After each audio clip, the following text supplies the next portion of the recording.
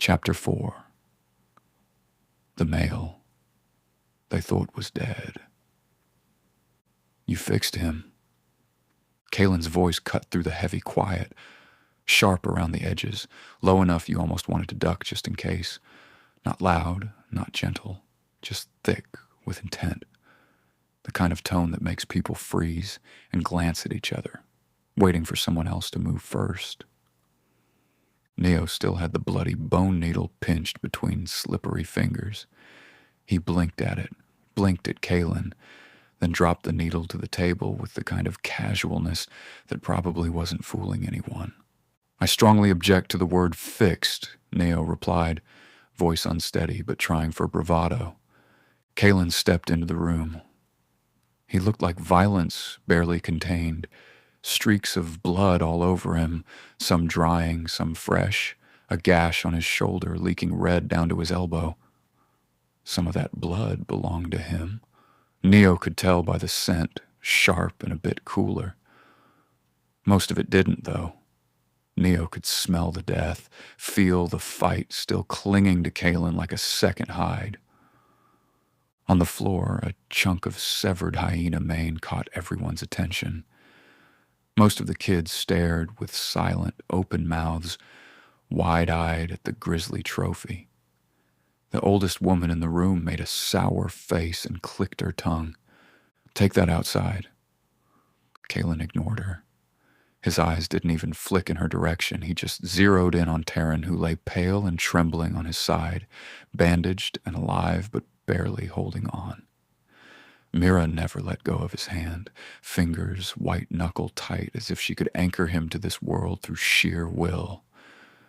Without a word, Kaelen crossed the room in 3 strides, big and fast. Neo's body acted before his brain caught up. He put himself in Kaelen's way, tense as a drawn bowstring. Kaelen stopped so close Neo could smell him, blood, sweat, smoke, and the unmistakable snap of heat and alpha. It wasn't fair. Everything waking up beneath his skin with that kind of proximity, nerves singing where their auras touched. Annoying as hell. Neo stuck his chin out. He needs rest right now, not you looming. His mouth moved before his sense could censor him. The room just stilled. For a heartbeat, it felt like even time held its breath. The old woman muttered something that sounded like a prayer, or maybe a curse. Kaelen stared Neo down, unblinking, relentless. Then, unexpected, Kaelen shifted and stepped around him as if Neo's shield dog post had convinced him. Neo blinked, a little stunned. Progress, he thought, chest weirdly light for half a second. Kaelen knelt beside Taryn, peered at the bandage, then up at Mira. "You held him," he said. Mira lifted her bruised chin, eyes fierce. "I did." Kaelen nodded. Not a small thing in this world. Respect, given and received, was a physical exchange. To Taryn, he grunted, "I counted you dead." Taryn, pale as unbaked bread, tried for a grin, worn thin but still fighting. Bad counting. A couple people barked laughs, sharp and relieved, just enough noise to shake the last of the terror out of the room. Laughter meant survival. Laughter meant air back in lungs. Kaelen's mouth twitched. If you squinted, you could almost call it a smile. He stood, finally, taking in the crowd with a warrior's inventory. "Raid is broken," he announced. His voice was a blow that made everyone sag with the relief of its finality. Women slumped where they stood. Some children cried harder now that the adrenaline wore off and fear could finish its job. Elders sagged with exhaustion, grief and gratitude tangling together. 7 attackers dead inside the stakes, more outside. The rest run. Kaelen's jaw clenched.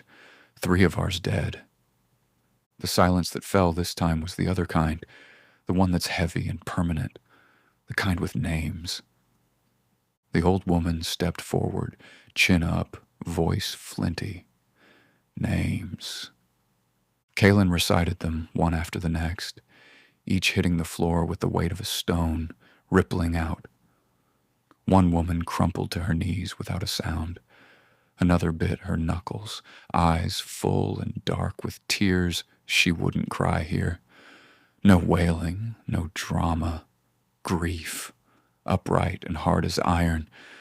Neo hated that part most, the way it just hung on everyone's shoulders, heavy and worn. 5 more wounded, Kaelen added. Neo was already standing tall again, soldier calm. Where? Everyone turned to look at him. He was still the outsider here, after all. Kaelen's ears flicked, a little bemused. Meeting hall. Neo was already heading for the door.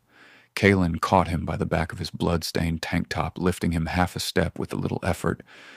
Neo flailed. Put me down. No, Kaelen replied, pulling Neo back to face him. You're shaking. Neo looked at his own hands, scowling. Damn it. Now the emergency had faded. Adrenaline was leaking out, replaced by cold and exhaustion and an oncoming tidal wave of heat. I can shake while walking, he argued, stubborn as always. No. I am beginning to hate that word, Neo muttered. Kaelen didn't bother to reply. He just swung his fur cloak off his shoulder and wrapped it around Neo's smaller frame, heavy, warm, and smelling like the woods, like smoke, like Kaelen himself. Neo's body gave in, softening in betrayal. Kaelen adjusted the cloak with a brisk, no-nonsense tug, then pointed at the old woman. Watch him, she snorted. I was doing that before you were born, Wolf, she nodded at Neo. Come then. You're the healer now. Healer. The word landed heavier than all the blood on him. Not pretty, not Omega, not burden. Healer. Neo swallowed and nodded, awkward and new as a foal. Outside, the village looked different under torchlight. Shadows everywhere. Blood being cleaned from the main path by women with stiff backs. Older men dragged hyena corpses away from the houses. The dead, human and not, were being sorted, covered with furs, dragged aside before the sun could shame them in the morning. Salvage was already happening. Belts, boots, whatever dried meat and salt could be taken from the raiders' bodies. Neo's eye caught a kid prying a pouch from a hyena's belt and shaking out a pile of smooth crystal chips. Currency. So even here, value and trade ran deeper than blood. The old woman noticed too. Roadstones. City money, she spat. Still buys salt. Resourcefulness had its own kind of faith. They reached the meeting hall, its doors propped wide. Inside, pain ruled. The place stank of blood and sweat. One man slumped with a spear head still buried in his calf. Another hugged a crooked forearm. A third sat upright, blood pouring down the side of his head and insisting he was fine, while his eyes tried to pick which Neo was the real one. Neo took it all in with one frustrated sigh. Of course, he muttered. The woman eyed him. Know these idiots, do you? He grunted, kneeling beside the first man. I know chaos. He made his choices fast, broken arm waits. Why me? The man objected. Because you're not dying loud enough, Neo told him without looking up. To the spear-calved man, you. Sit still. If you throw up or pass out, warn me first. How would I warn you asleep? The man protested. Stay awake and we'll never have to wonder, Neo shot back, not missing a beat. People laughed nervously, tension that had nowhere to go but humor. Neo crouched over the spear wound. Name? Jor. Jor, I'm Neo. I'll improve your evening in a way you're going to hate. Jor looked down at the glimmer of steel, back at Neo. Can't you just heal it? He asked, maybe hopefully, maybe desperate. With what? Fucking divine intervention? Neo replied, voice flat. The silence lasted a bit too long, as if someone, somewhere, was hoping for a yes. Neo remembered then, gods here weren't fairy tales. He cleared his throat. We're doing this the mortal way. I need boiled water, cloth, 2 strong idiots to hold him down. Boys fetched supplies, men braced their comrade. Jor started swearing before Neo even touched him. Fast assessment. Entry wound, no exit, not likely too deep. He locked eyes with Kaelen, who'd wandered in and was now watching with crossed arms, blood drying reddish-brown on his skin. You're bleeding, Neo snapped. Later, Kaelen replied. That wasn't a suggestion, Wolf.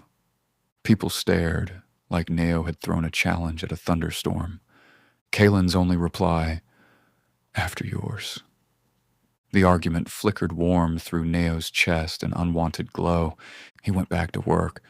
Ready? No. Great. Neo yanked the spearhead on 2. Jor's scream was ugly and sharp, enough to chase the crows off the roof. Blood welled. Neo clamped down tight with cloth. Someone else followed his barked order for pressure. Perfect. Jor's vitriol and sputtering oaths meant he'd survive. Congratulations, you get to keep your leg, Neo said. No one called that a promise, but it felt like one. He wiped his hands, turned to the grumpy, broken-arm guy. You! Up arm! The guy shrank back. Neo was already advancing. I'll wait till morning, Neo countered. No, you won't. 2 steps, and the man folded. Kaelen's laughter, rough and unpracticed, rolled quietly from the back of the room. Neo pretended not to notice. I don't want it to hurt, the hunter whined. Neo sighed. It will. The man tried to bolt. Kaelen grabbed him by the scruff like a disobedient pup, hauled him back, and dropped him on the bench. Stay. The hunter sat. Neo struggled not to grin. Thanks for your cooperation, he said to Kaelen, voice dry. You are welcome, Kaelen replied. The words lingered. Neo's pulse acted in an irritating, hot, and completely traitorous way. Name? He forced out. Bren. Neo needed details. How? Hyena Club. I blocked. Bren's pride was wounded more than his arm. So poorly, Neo observed. The room cackled. He checked sensation, tested fingers and palm. Can you feel this? This? This? Yes, less. Good enough, Neo judged. I need planks, cloth, something for him to bite. The old woman produced leather, history, no doubt. Why do you have that? Bren whined. Because I'm not an idiot, she replied. The boys handed over some crate wood. Neo nodded. Child labor, saving lives since forever. He quieted his voice, serious now. Listen, if I don't set this, you'll never hunt right again. Don't be a hero. Bite down. Talk about high stakes. Bren obeyed because when you told the truth plainly in places like this, people obeyed. Kaelen steadied the injured man. Neo braced, exhaled once, and set the bone with a wrench and click that made even Kaelen twitch. Bren made noises fit for storm gods. Move your fingers, Neo ordered. Bren did, shooting Neo the world's best glare. You hate me? The man spat out the leather. Even more, he groaned. Excellent prognosis, Neo said, smirking.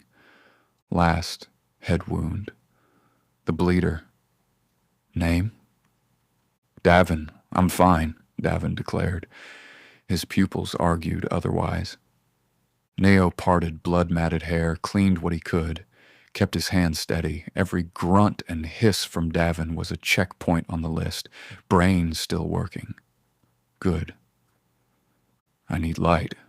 3 torches snapped up before he finished speaking. He cleaned the gash, needle ready, stitched fast, hands trained for it, quieter now, room watching. The old wolf's attention, Kaelen's, never left him.